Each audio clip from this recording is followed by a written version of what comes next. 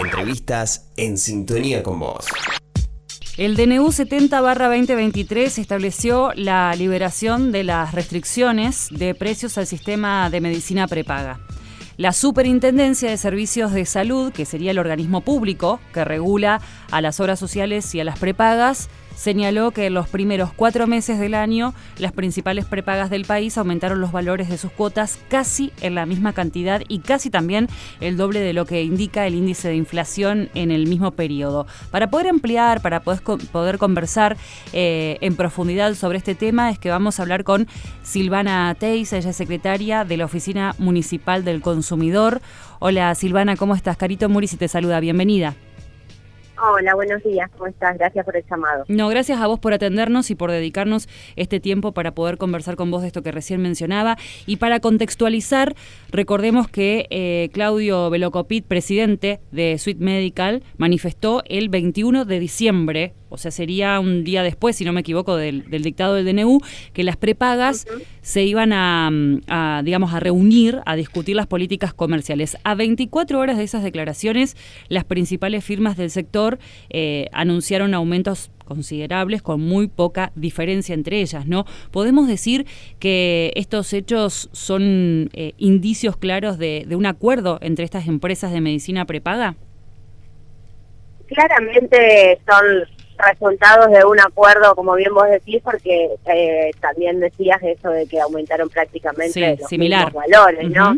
Muy similar, son 7 prepagas que son las más grandes, las más monopólicas de nuestro país, por decirlo de una manera, que incrementaron en este primer cuatrimestre alrededor del 150%, cuando el índice de inflación no superó el 70%. Es decir, que más del doble del índice de inflación acordaron aumentar. Eso hizo que se pueda, la Secretaría de Industria y Comercio de la Nación saque un dictamen basándose en la ley de competencia, donde claramente acá no hay una competencia entre las prepagas y que la gente pueda elegir como quería o pretendía a lo mejor el gobierno nacional con esa medida, en cuál le convenía más, porque todas estaban en el mismo valor, totalmente inalcanzable para cualquier afiliado que venía pagando una suma que rápidamente se le multiplicó o se le triplicó e incluso alcanza un porcentaje muy alto de lo que son sus ingresos para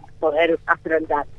A nosotros nos estaba preocupando mucho esta situación porque no solamente veíamos que el aumento era importante, sino que veíamos a muchas personas que se estaban quedando, por un lado, sin cobertura médica porque estaban endeudados y por el otro lado, tampoco se podían atender en un lugar público porque les figuraba que estaba bajo una cobertura médica prepaga. En eso celebramos el dictamen de la Secretaría de Industria y Comercio, y por otro lado, que la Superintendencia haya hecho eco de esto y que haya presentado un amparo ante la justicia, que es importante también aclararle a la gente en qué situación nos estamos encontrando ahora, ¿no?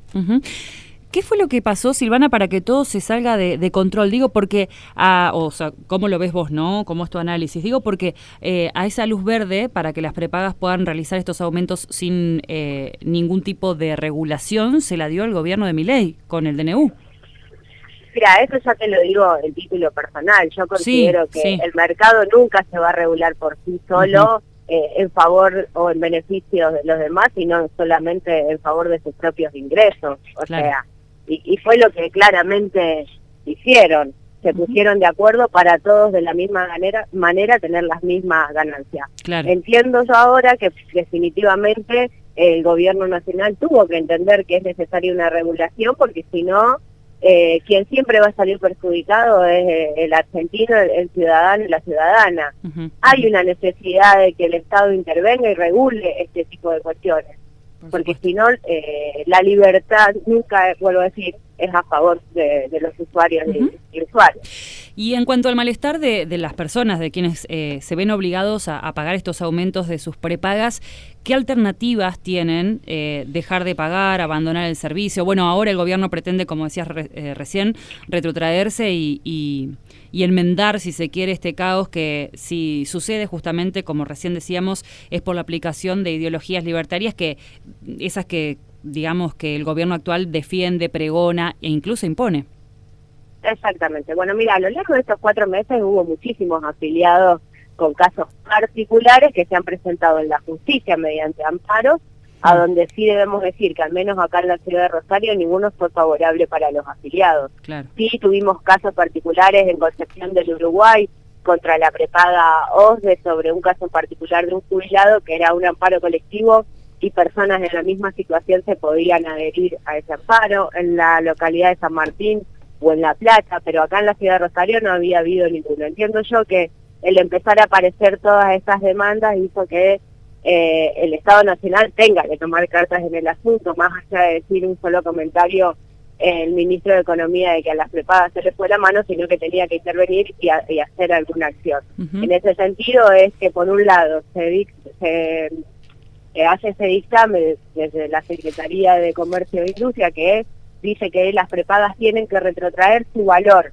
a la cuota de diciembre 2023 sí, y solamente ir incrementando en los valores que fue el índice de precio del consumidor, es decir, la inflación.